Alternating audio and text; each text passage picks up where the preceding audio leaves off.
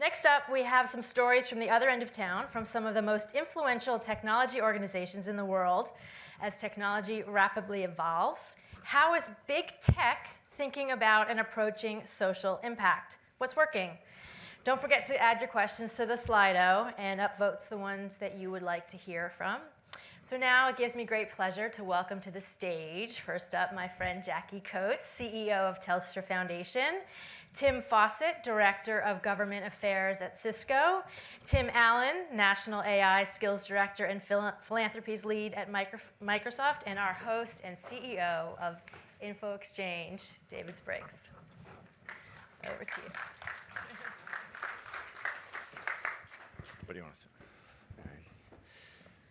Very good. Well, thank you. Thank you so much. And before we jump into the session, maybe I'll just pause for a second and just say, thank you so much again, everybody, for being here today. And thank you for the amazing speakers that we've heard so far today.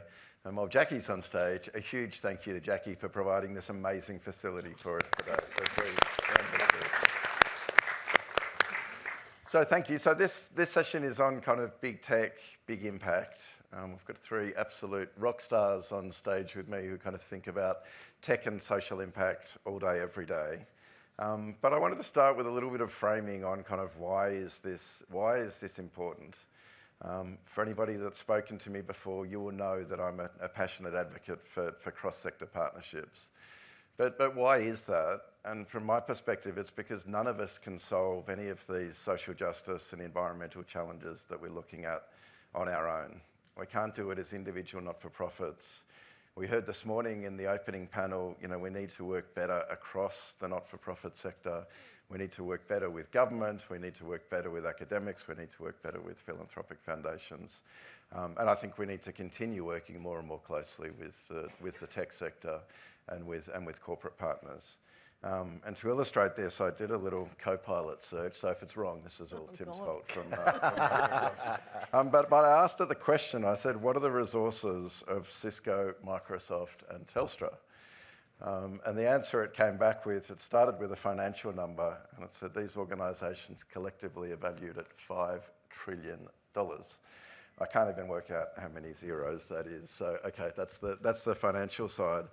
But then the people behind these organisations. So Cisco has 90,000 employees. Microsoft has 230,000 employees. Telstra has 30,000 employees. Over 350,000 employees that we could put to work on solving some of these challenges that we're talking about today. And that's before you even get started on the assets and infrastructure, which Cisco had talked about: network, security, AI infrastructure. I think everybody knows Microsoft well around the AI piece, collaboration tools, core cloud, and Telstra around the incredible telco infrastructure. So I guess that's, to me, why this discussion is important. And it goes well beyond kind of the traditional corporate social responsibility on here's a novelty check to go and do some good work. So with that context, I'm going to ask each of our speakers to introduce themselves. I'm going to try and move as quickly as we can into the audience questions so we can answer as many of your questions as we can. But to start with, I'm going to ask each of our speakers kind of how did you get to where you're doing and what you're doing today? Kind of how do you think about social impact in your organisations, and how do you currently work with the not-for-profit sector? And maybe I'll start with Jackie. Great, thanks, David. Well, I guess my journey into this space, I've always loved the resources that corporate has. They are so equipped with people power, with money, with financial stability to be able to help solve challenges. So I think working in that corporate space is my background. But I've also worked in the tech space. So as part of the tech it was actually crazy. It's like a quarter of a century ago in San Francisco, the dot-com boom with a little tech startup in an incubator. And so, just realising the power of technology and that when, sure, it comes with challenges, but it also comes with a lot of opportunity. And so sort of moving those two things together is a real sweet spot in Telstra. In terms of what I feel like a bit of an imposter here because I'm actually from the Telstra Foundation. We're actually a charity, like many of the people here, and we look to Telstra to fund our things. So we fight that battle too. And but I think in terms of what we're about, we look at that intersection of youth and technology, and we really want young people to thrive, to be empowered, included in their online world, and we want them to be able to shape their future. So all the work that we do, whether it be grants, whether it be sector engagement, whether it be our own programs in-house, our research, is all about that mission. Fantastic. Thanks, Jackie. Tim? It's really, how do we get here? Well, you said imposter syndrome. I feel like I got the biggest imposter syndrome possible. So before I got to kind of career, I started off, I grew up in a small country town in country New South Wales called Scone. If anyone's ever been there, usually either for mining or horse racing. So, that's kind of what we're famous for. But the reason why I start off there is that I had the best upbringing, the best. I loved it. We didn't have much, but we had everything, if that kind of makes sense. But it wasn't until, and the way I frame it at that, I'm not a technologist as well. I'm a social person, I'm a people person, that's my area. I'm a tech enthusiast now, I work for Microsoft, but I'm not a technologist. We were more of an Encyclopedia Britannica family than an Ed Carter kind of family, if that makes sense. We had the books there. And I didn't really find technology really probably into my mid-20s, if I'm honest.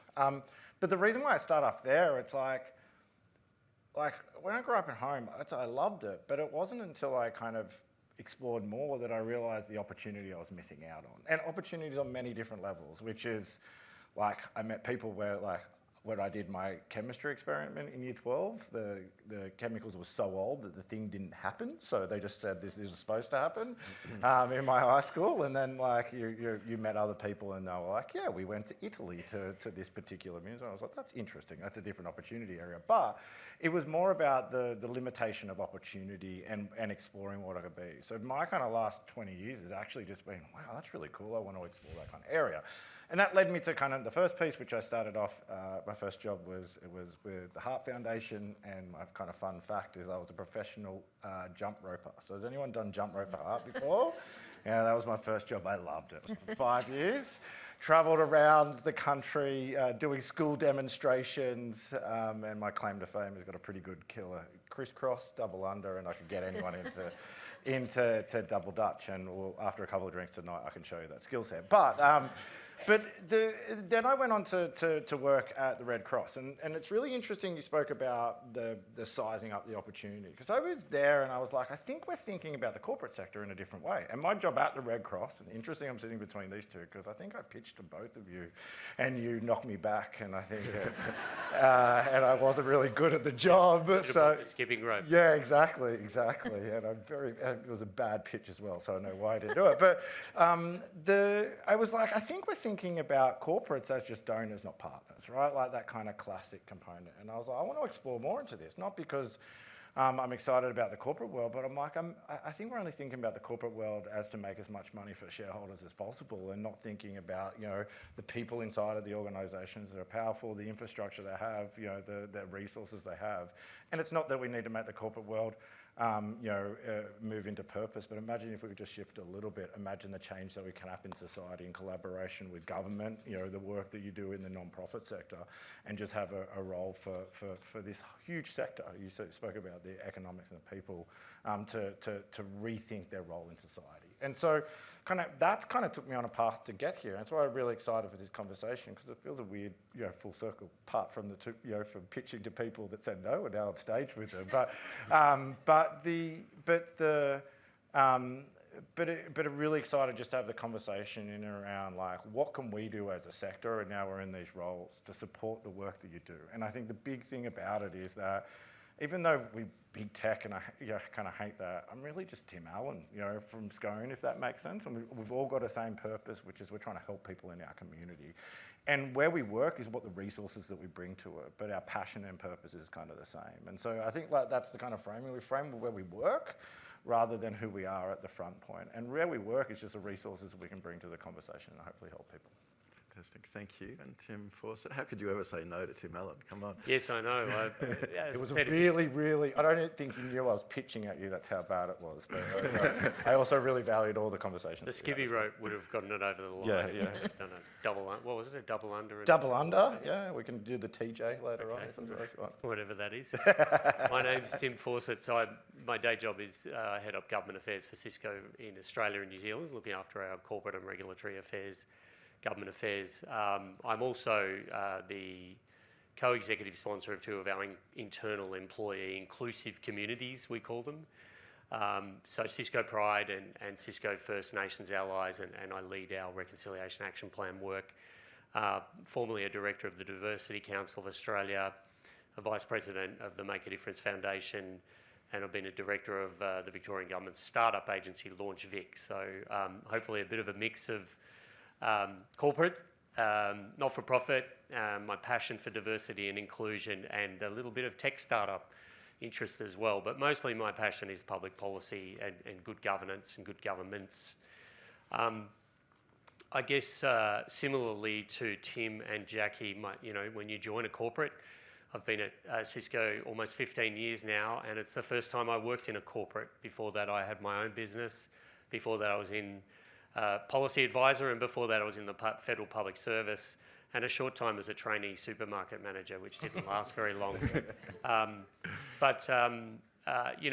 I joined a corporate, I realised that it is a really big, powerful thing.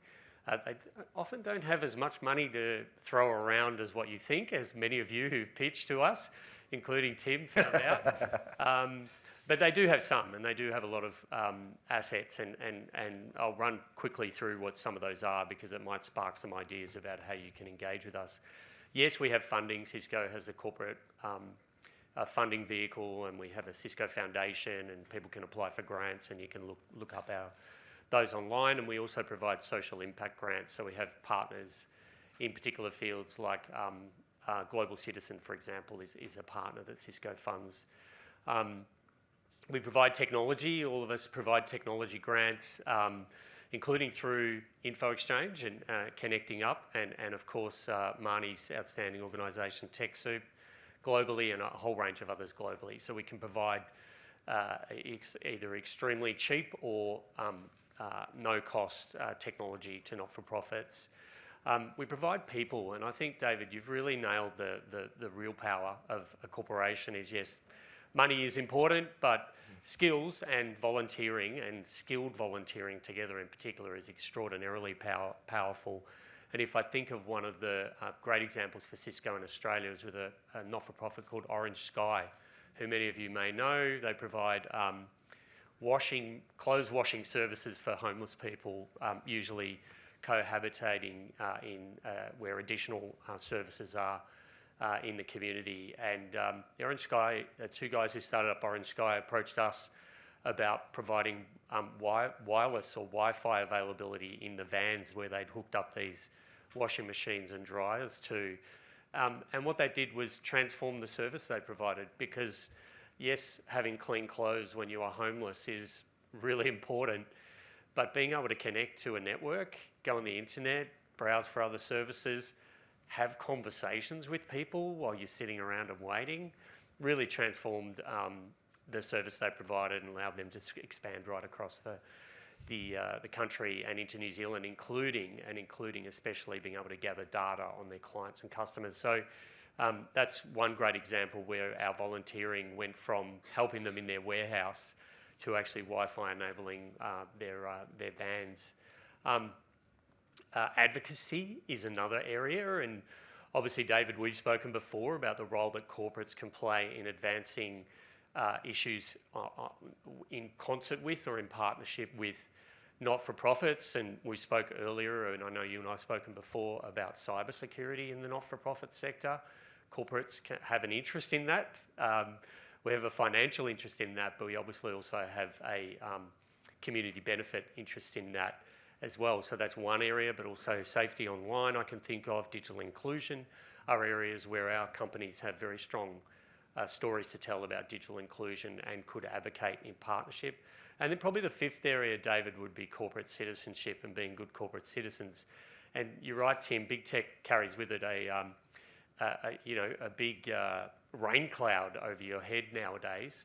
But there are powerful things that we can do, and I know all three companies here on stage and many others across Australia were good corporate citizens in regards to the Voice to Parliament campaign, in regards to marriage equality, and a whole range of other social justice campaigns for which you all have potentially an interest in. So I think I'll stop there and look forward to some questions. No, it's fantastic. Thanks, Tim. And particularly, we work very closely with Orange Sky as well, and they talk about that support, and it's kind of, yes, it was the Wi-Fi enabling and all the network infrastructure. Tim may be too humble to say that. I think Cisco also at one stage donated their marketing budget and their people to say, well, how do we help raise the profile of Orange Sky, which I thought was a great example, again, of how do you use the corporate assets. And I also remember being in the Orange Sky boardroom up in Brisbane, and they had the world's biggest screen on the wall, not quite as big as this screen, but almost as big as this screen. And again, like donated by Cisco through the program that we run. So thank you. Great examples. We will move to some audience questions soon. I was just wondering whether Tim, you want to pick up on that angle of kind of supporting some of the advocacy of the sector as well in areas like cybersecurity.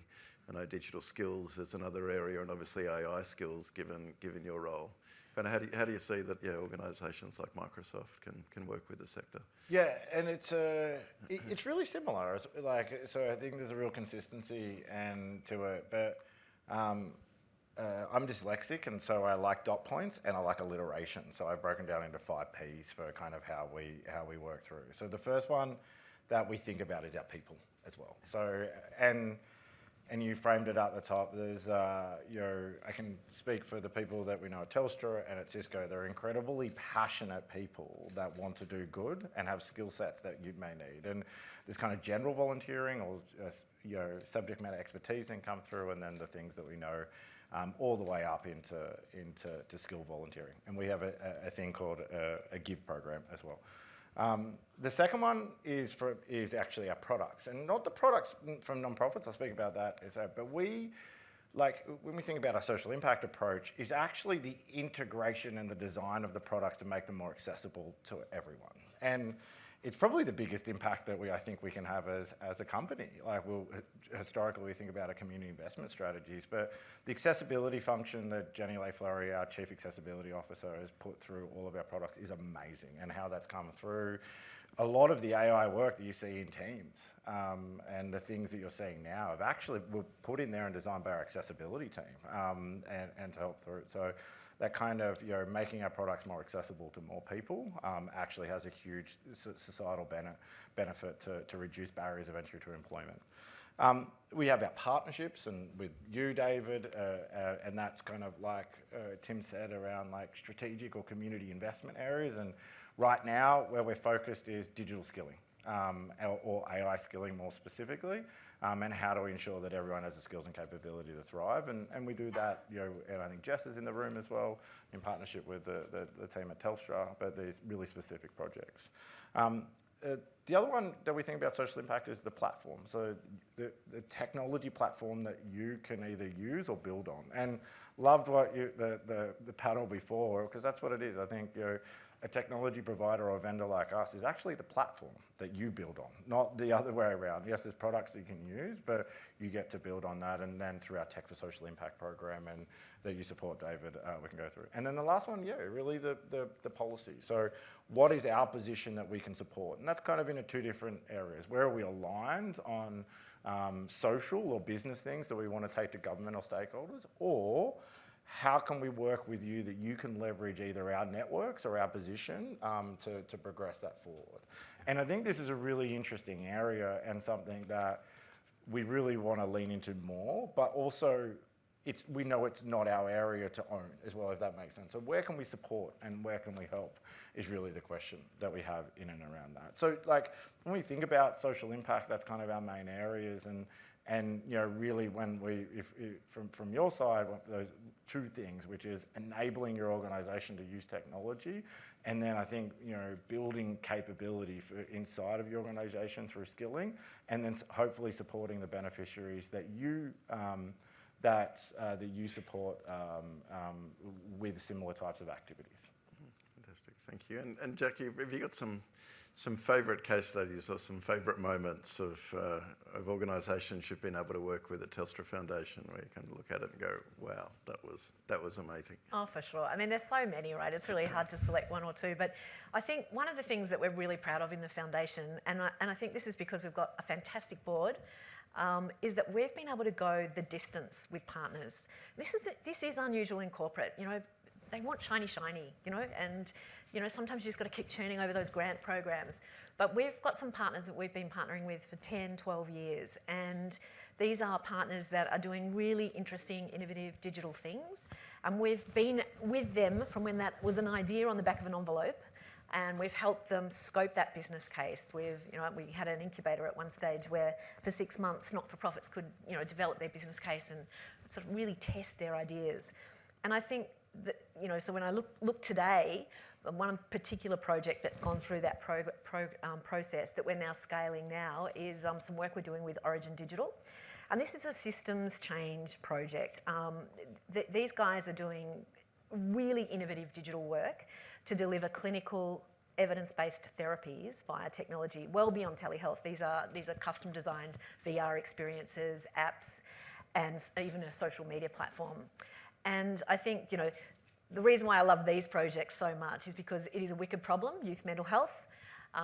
This is a technology solution that's just trying to say, look, the system's broken, it needs to be disrupted, and here is how technology can do it. And it does it safely, it does it smartly. These projects have been built over time, tested, designed with young people, doing all the right things. And so, you know, I'd call out like the app Mellow, get it on your phone if you've got young people in your life. It really helps them get sort of out of that stuck thinking that can be the precursor to depression and anxiety. And so I'm really proud of that work. Yeah, no, fantastic, thank you. And we'll move on to some of the audience questions. There's a good follow-up on there. Maybe for you first, Jackie, but happy to hear from all, because the top couple are around, well, we've got a really fantastic idea.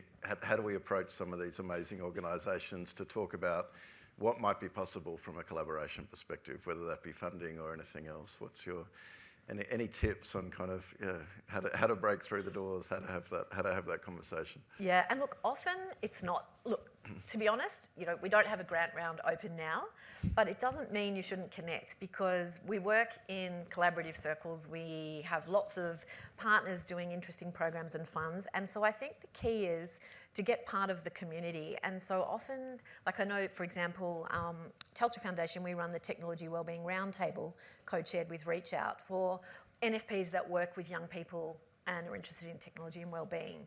So, you know, if that sort of fits your remit, you know, that might be a forum that you might be interested to join. You meet other people and you just expand your communities, so you're sort of more tapped into what's available. But in terms of approaching Telstra, we at the moment are scaling things that we have funded for a really long time. So our funding is going to be committed now for the next 5 years, locked in with these partners. But don't ever stop talking to us, because we might know someone, we might have someone even in Telstra that might be willing to sit down with you and talk to you. I met today a wonderful organisation that matchmakes data and technology with NFP need. So, you know, if you need someone to write a business case or some help around some data problems, you know, there's always those kind of options. No, fantastic advice. And certainly I think the best piece of advice, don't wait until the grant round is open. Yeah. That is normally too late to start building the relationship. Anything, Tim to kind of add to that in terms of... Well, considering that my pitch was unsuccessful, it's probably the best advice. My first one is partner, not donor, right? Like, and I think that's the way to come through that. Short-term transactional relationships aren't going to be good for anyone. So how do you kind of think about, you know, what does that mean? And that's from both sides, right? Like it's a partnership in that sense. So thinking through the potential organisations that are out there that you want to have a long and meaningful relationship with is a good first start, and thinking why about that. In terms of how approach, like, I get myself into a lot of trouble, but I will respond to every LinkedIn message, and that's why I get a little bit busy. But because I'm like, I sometimes when we write our strategies, then the world changed like AI, right? So how do you know things change all the time and are moving faster? So that idea or that nugget is really useful. This is where, like, once again, I can get myself in trouble in here, so I apologise if I'm not aligned.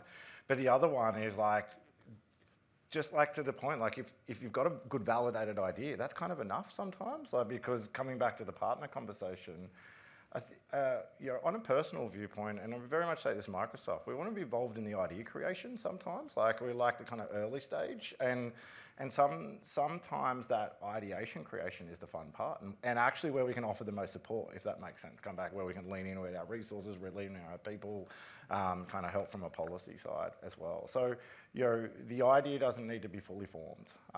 And then I think that's probably where there's some variances in the way that Microsoft funds. We probably go early rather than later and long term, only because where we are as a technology business, we feels like we change our strategy and our products around every 3 seconds. So that's kind of, but it's the way that the business rhythm is. And so we kind of go early and fast and have a bias to action. So that idea to implementation, a shorter period of time, that is useful. So. Fantastic. I'd also just add, across the board, kind of just looking online first for what is available. And so, for example, on the Microsoft and Cisco side, for example, we both provide their products as a donation through our Connecting Up platform, and our Info Exchange team can help with that. There's plenty of information on their websites around what's available. Please, if you're dropping a link in to Tim, make it about the next greatest big idea, not can I get access to a donated version of a product which you can just fulfill online yourself.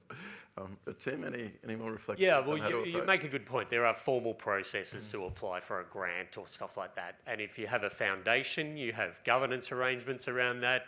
Knowing me doesn't get you a sly 100 grand or something, because I can shepherd it through the foundation. That's a fast track to me losing my job, but potentially going to prison, particularly in the US, which doesn't look that attractive right at the moment. Yeah, I think Tim made a really good point, as well as Jackie. There's kind of side entries in, and I'll give a plug for Renee Bowker, who's somewhere in the audience here today, from Telco Together Foundation. We've had a long-term partnership with Telco Together. Telco Together came up with this wonderful idea of tech skills speed dating. Like, it's not new, but Telco Together put a couple of sessions together with Cisco and some other tech partners where we had not-for-profits come in and literally say, I need someone to help configure my wireless network, or help us install a security firewall, or whatever technology need. And we had systems engineers lining up and software engineers lining up to just be part of that, because to Tim and Jackie's point, we've got people that work for our companies who are relatively well paid, who want to find ways to give back to the community and use their tech skills. So that's a great source of, so finding a Telco Together Foundation or another not-for-profit that can actually provide a service like Info Exchange can do with Connecting Up. I think that's a good way through, and come at it a little bit differently. One other thing I'll mention is we've established something through a whole bunch of university partners called the National Industry Innovation Network. Everyone loves a good acronym, NIN. So you can look that up, just look up the Cisco NIN. So we have partnerships with universities. In Victoria, it's La Trobe on AI and security. It's RMIT on healthcare. We've got others right around the country, 11 NIN partners in all. And that's where industry comes to the university and says, I've got a problem that needs to be solved. And it goes through this gateway process. And eventually the university brings researchers. We bring people with technical capability and technology capability. There might be other parties involved as well. And we solve that problem. There is no reason why not-for-profits could not be part of that loop, if you like. So check that out as well. Can I just one thing, and always really open to way of thinking about innovative ideas to have this collective impact approach as well. So, like as we move, where I go with this is like, it'd be really interesting if there's like a consortium effort as well, rather than this kind of programmatic approach, and really important, but if we think about digital capability across the sector, if that's one of the things that we've heard, like there are clusters of different organisations that have similar problems that we can solve from a beneficiaries or from a tech component. So rather than kind of knocking on every door and trying to solve little problems, is there a way that we can collectively from industry side and then from a non-profit side? So it's just the innovation, I think, around how we think about partnerships as well. And how we bring to that, and not just singular, but collectively. Be really interested and always open to chat to someone around how that could go. And I know InfoExchange do a lot of that great work as well. Fantastic, thank you. It's a good question here, which is talking about fear and really comes down. I think trust was on the last panel as well, but kind of how do you cope with people's fear of big businesses when you're offering to help? What's a little end bit to that? Are not-for-profits lacking in gratitude? I don't think so. Or do you need to tell your story better to answer the full question? But really, kind of, how do you deal with that piece of fear of big business and trust in the world of AI? How do you think about those things? Yeah, it's really interesting. I mean, I wouldn't want to work with a business that didn't have some really solid frameworks in place around the responsible, AI, their ethics, that kind of thing. They should be signed up to all the things that they need to be. But I think, one thing that there is a lot of fear around using new technologies to solve social problems. And the problem is, though, there are people doing it now and doing it so badly. And so the horse has bolted. People are using chatbots in mental health service delivery and perhaps doing harm. And I'm not saying it's NFPs even, it could be corporates. There are these technologies being used now. So, let's try and do it better. And if we have fear and if that fear cripples us, then that's not going to happen. Absolutely. Tim, do you have anything to add on? One interesting reflection, it's like, this is one of the first times I've been at a conference where I don't think I've said AI, and that's really good, and everyone else is good. It's a really hard one, because it's like, you can't tell people to trust you, right? So it's got to be in action, and I think that's just authenticity, and I think the one thing around trust is like you can build it up and then it can evaporate, and even maybe if we think about the big tech clump as well, there are organisations that we're not even connected to that that also bring down and erode that trust as well. So the actions of a few can bring that. But that's so I think the trust in organisations, that is on us, right? Like that's do what you say and continue to show up. And I think that manifests in less talking and more kind of listening and learning and actions. And so what we try and do is really, and as a multinational company here in Australia, I think that's even more important as well, because we need to just listen and learn and show up and really work on about what our role is in society and how we can grow that. The kind of trust in technology piece, and AI specifically, I just think that's human nature. Like it's human nature, right? Like I'm scared of the things that are unknown, and this is a big unknown, and there's many different reasons. And KB said it. This isn't a technology shift. This is a behaviour shift or a people shift. Like when people go, I don't trust AI. Like let's break that down a little bit. Like why don't you? Do you think it's going to take your job? Like, and I'll give you a really good example. Like in teaching and the Cool Dog component.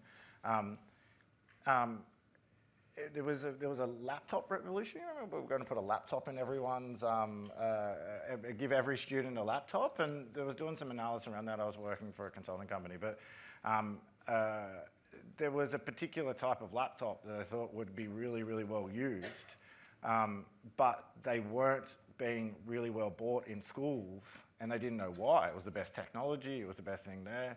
And it was because teachers didn't know how to use that particular laptop product and didn't want to look silly in front of children. So, like, the best technology and all of these things, the things that were stopping the adoption of that was people's fear about how they're being seen in front of other people. And so that's where I think some of the trust around AI and where the narrative is at the moment is actually let's think about why people are fearful of it, and let's either lean into that and be really acknowledge it, but also support them into the next phase, which I think you guys did in the last panel, is like, let's be curious in how we design it, and let's kind of solve things that are really relevant for each organisation. And we can move from a terminology, I say, from fear into FOMO, and that's all about trust. Is how do we move from being fearful of this to be kind of like, I feel like I'm missing out. And it sounds like a pithy line, but it's actually a really hard thing to jump over from a behavioural perspective. And just quickly, I'm not sure it's about fear, but healthy skepticism is a good thing. Yeah. So it's important to be skeptical of corporations and ask them questions. What's their attitude towards, or how do they approach modern slavery in their technology supply chains, for example? I mean, Cisco produces something called the Cisco Purpose Report. We produced one in late 2024, so the data is relatively recent. You can go there and have a look at our response to modern slavery. You can look at our approach to sustainability. You can look at our approach to clean energy use. You can look at our approach to not-for-profits and how we support corporations. So I think that's normal and healthy, and you should ask us questions about those things. Our customers do. Where do we store our data? Who are our partners? How do we deal with various laws around the world? So what's our view on diversity and inclusion? What are our numbers? Go look at us up on the WGEA website. It's not exactly a great story from our perspective, but we're working on it, and there's a good trend there. But ask us those questions. I think that's completely normal. I'm not sure it's a trust issue, but it's important to be sceptical. That's a great answer. Yeah, don't be afraid to ask the questions, and thank you all for showing up as real humans to answer these questions open and honestly. There's a good one here which says you all have huge libraries of IP available as open source and for free use, which means not having to reinvent the wheel. And do you want to talk about any of those? And they don't have to be the deep techie IP pieces, which we may not have the best people on stage to talk about, but that's equally kind of skills and training resources. And you all do have so much available from an open source perspective. I'll go quickly first. We have the Cisco Networking Academy, so which is there's hours and hours of free online courses there, which are a pathway to certificate level courses and potentially degree courses depending on your interests. So for us, that's one of the big community investments we make, which is free and accessible and open to anyone to use. So that's one example. Another one is we work in the youth space, as I said before. We run Code Club, and we basically provide free to teachers curriculum-aligned lessons on how to get kids coding in the classroom. And we also have on our website tons of video content around when you're thinking about developing a digital product, what are the things that you can do that are really cheap and easy to do to test the desirability of your product, and what are the little tools that you can use, paper prototyping, all that kind of stuff. And those videos are available on our website, and it's all free. Fantastic, thank you. We're running close to time, so I'll try and combine a couple of questions, potentially both linked. So one is kind of why isn't social investment bigger from large corporates? And Jackie talked about that challenge of you've got to fight internally for the funds. But the other one really relevant, so I don't want to let it go, is kind of how do we work to make sure that regional Australians aren't left behind, particularly in the rise of AI. You have to prioritise. I mean, that's just basically you've got to prioritise your funding. Yeah. That's how simple it is. Yeah. And I mean, in the foundation we do, regional youth are very much a priority for the work that we do, and you just have to make sure that they are top of mind in the decisions that you make. Growing up in a regional area, couldn't agree more. But I think there's how to ensure that no one's left behind is the key component, and prioritisation of that. I do come back to this clustering as well, though, is like, even if it is in regional areas and other areas, we seem to be doing the same thing, but in isolation. And so how do we bring those clusters together of aligned components, including us in areas of interest. So we can focus in on particular areas, from our side that is aligned to multiple different kind of criteria points, but know that there are other areas in the community that's been focused on where that aligned as well. But yeah, I think prioritisation is a big piece, and I think specifically for regional areas, there's this huge kind of energy transformation that has a huge opportunity, but a huge risk. Growing up in Scone, my dad was a coal miner, or my friends are a coal miner, and I think that whole, as we decarbonise the economy, that whole kind of community is going to be looking for kind of high-paid, stable jobs. So what does that kind of look like in new areas like green tech? I think is interesting as well. Well, thank you for chairing the Digital Inclusion Institute. And I think Tim Marshall mentioned earlier about the First Nations, Aboriginal and Torres Strait Islander Digital Inclusion Strategy. So I think those are two areas, and while that's not just rural and regional Australia, I think that's important. I mean, La Trobe University is setting up the biggest medical training capability in the country in Bendigo and in rural and regional parts of Australia. So I don't think with Victoria, sorry. So I don't think why there's a constraint necessarily, particularly in relation to AI. I mean, AI infrastructure might be a challenge in terms of connectivity in rural and regional parts, but I think that's probably something that needs to be tackled from a policy perspective, and particularly from the federal government perspective. And co-investment. Yes, absolutely. 100%. Couldn't agree more, Yeah. and absolutely hats off to the work of the First Nations Digital Inclusion Group, which hasn't solved it for all of regional Australia, but which is advocating really strongly.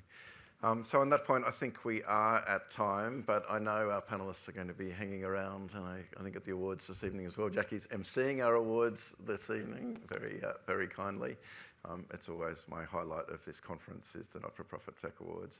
But please join me in thanking our panellists for their amazing work. Thank you.